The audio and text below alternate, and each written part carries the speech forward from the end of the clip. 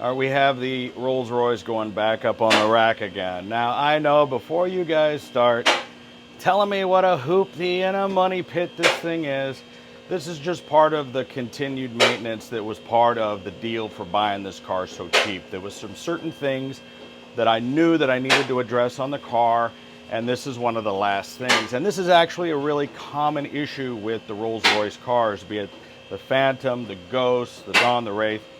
They all seem to have a bit of a problem, like all luxury cars, with the lower control arms. Now this is the lower control arm to a Rolls-Royce Phantom. It's not the same as on a BMW because, as you can see, it's marked RR right there. I got this from a place called Scuderia in England that sells factory OEM Rolls-Royce parts. Now the problem right here, it's this rubber bushing here, and it's kind of like galvanized into the metal. And I've been told that you can use a press to press this out and put another one in, but quite frankly, it's easier just to buy another one of these. You get everything brand new, you get all this stuff brand new. Now, from Rolls-Royce, they're quite expensive. From my source, I think they were about $1,200 for the pair. Now, that's a lot of money, but this is a lot of car. You know, if I were buying control arms and things for my big Dodge Dually, which weighs about the same, I'd be spending a lot of money on that thing too. Luxury cars suffer from this type of issue because they have a whole lot more articulation in their steering and suspension, and they have to use a lot more of these bushings and softer compounds to give you that soft ride without hearing the road, feeling the road, and giving that pleasurable experience of the Rolls-Royce. Whereas with a sports car or maybe just a cheaper car, they have a whole lot less connection to the wheel with the A-arms, and they're maybe using polyurethane bushings.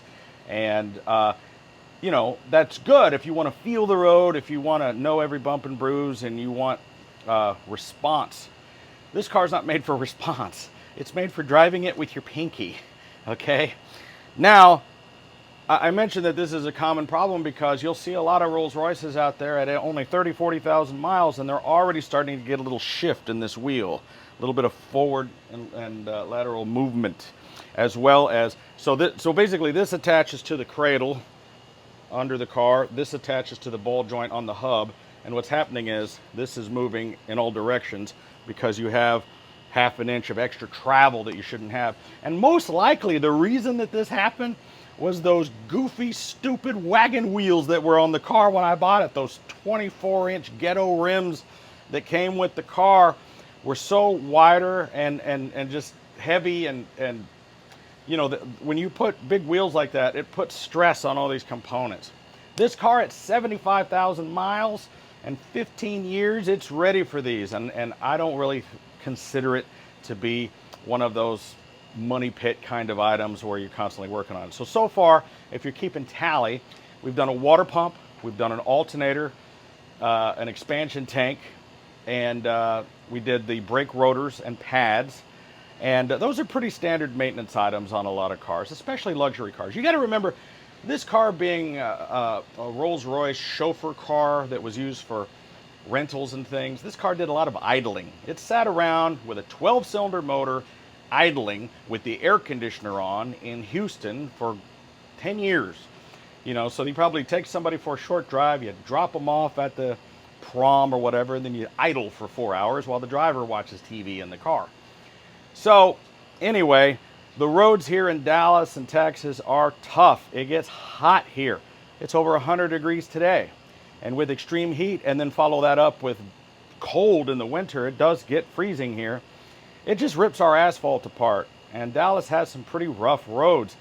We have concrete highways, which can be a good thing, but they're very like roller coastery and bumpy like this, you know, and but not in this car.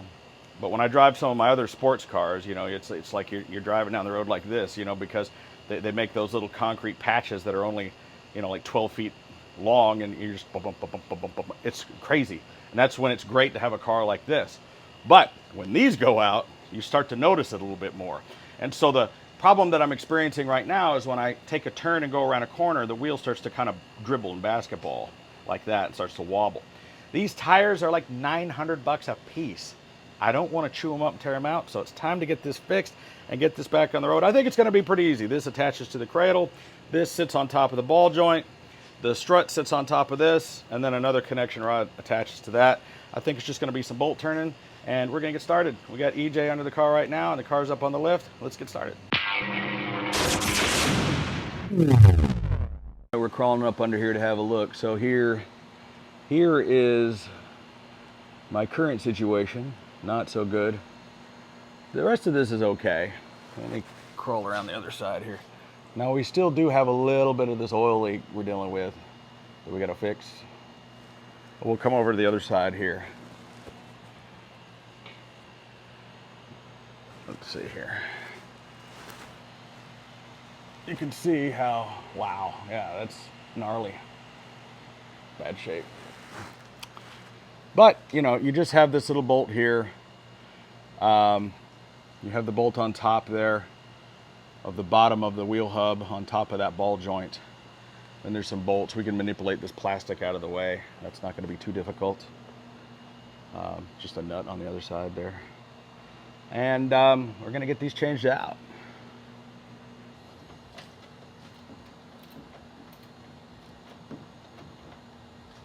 These things were so loose I could move them with my hand. So I think the breaker bars might have been. Now there's something about when the light is on the camera that your eyes glow red in the light. And people were watching the video and they were like, that guy's possessed by the devil. And I'm like, that's true, but that has nothing to do with this light reflection. Definitely charmed. So another funny observation that I got a lot of comments on is people kept saying, well, nobody who owns a Rolls-Royce should be working on the car themselves. They should, you know. And I was like, but I'm not. I'm making him do it. No, I help a little bit. So I hold the flashlight. What could be more gangster and baller than instead of going to the dealership, you buy your own building with 5 bays in it, put lifts in it, and hire an entire staff just to take care of your cars? I think that's better than going to the dealer. It's fun. Hey, we get to work on a Rolls-Royce. To me, this is fun. Like if I was like a super millionaire and I had nothing to do all day, I would probably just play with my cars and work on them. A friend of mine said, well, this is how you could tell if you're rich. And I go, what do you mean rich? He goes, when you go to the grocery store, do you have to add up the stuff that's in the cart before you get to the check? I go, no. I just grab whatever I want and put it in a basket. And he goes, you're rich. All right, so we got a little loosening lubricant here. You know, you got to separate some of these little joints here. We're trying to figure out how much pressure is on this giant shock that's the size of your leg, and you know, get this separated. You got to keep them separated. Yada-dee-la-da-doo. All you need is a little leverage applied. This is what I told her. A little lube and a little leverage. Excellent opportunity to lube some things. But there aren't any greasable fittings on here that I can find. So I'm just squirting it into certain spots that I think it could benefit from. Lucas rhymes with mucus. This boot is split here on this lower ball joint. Unfortunately, you cannot replace the ball joints on this hub that I know of without, I think they're pressed in a certain way. You have to buy the entire carrier, which includes the upper lower ball joints. I think they're about $2,500 a piece. That's not a very good option.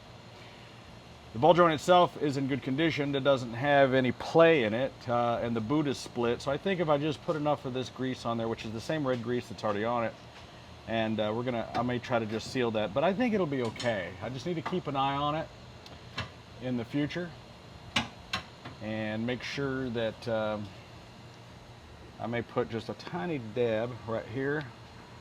You got one? I don't have a large or a small joint. Be a lot cooler if you did. Be a lot cooler if you did. All right, all right, all right.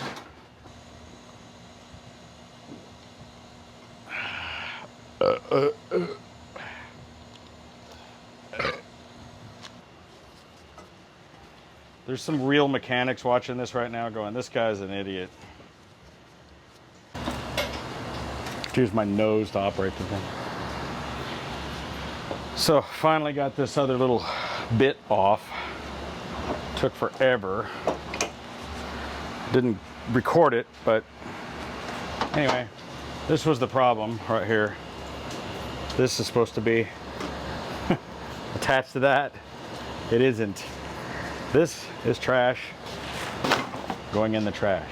Let's get the other ones mounted to the car. Did you tighten this down on this ball joint? Yes, I did. So now all we gotta do. All I gotta do is tighten these up. If you've got the tightener for those. They label them left and right with the RR logo on there. So we got them both on there. We got all the linkages on, torque down to German specification, as he says, good and tight. And I think it's all right. It's going to drive like a dream. We're not going to have any more wibbly wobbly. What was going on is I would, like, if I was doing a banking turn, the wheels were starting to like dribble, you know, a little basketball action like that. And then you'd come to a stop and you'd have a little bit of motion like that, you know. Click, click. Once the belly pan's on, we'll drop the car, take it for a test drive, and I think everything will be A-okay. It's a flying Rolls-Royce. Haven't seen one of those in about 30 years. We're doing the hover conversion on the Rolls-Royce. It's landing now.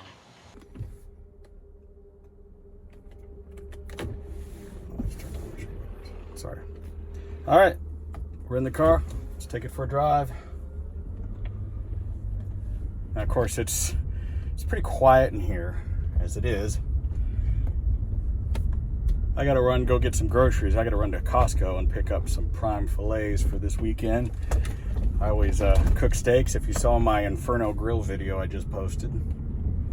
Oh wow, it's definitely, I can tell the difference. Nice, and the steering is so much more, dare I say, responsive. There was a little bit of play in it. Now there's none. Feels much firmer. So this was well worth doing. Oh yeah, steering wheel straight.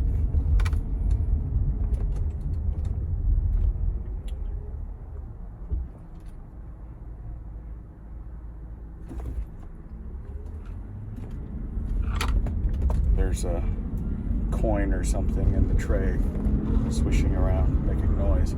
It must be silent in here. I can't have any noise. Oh, this is great. Yeah. Instant improvement. Absolutely. Let's try hard braking.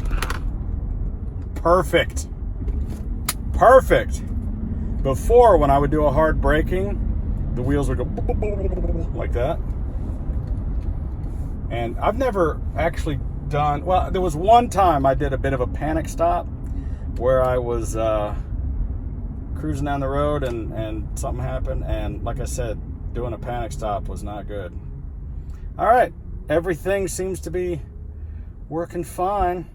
So, hey, thanks for hanging out with me and another Rolls-Royce repair video. And hopefully we don't have to do too many more of these. This was one of the last things on the list that I needed to get done.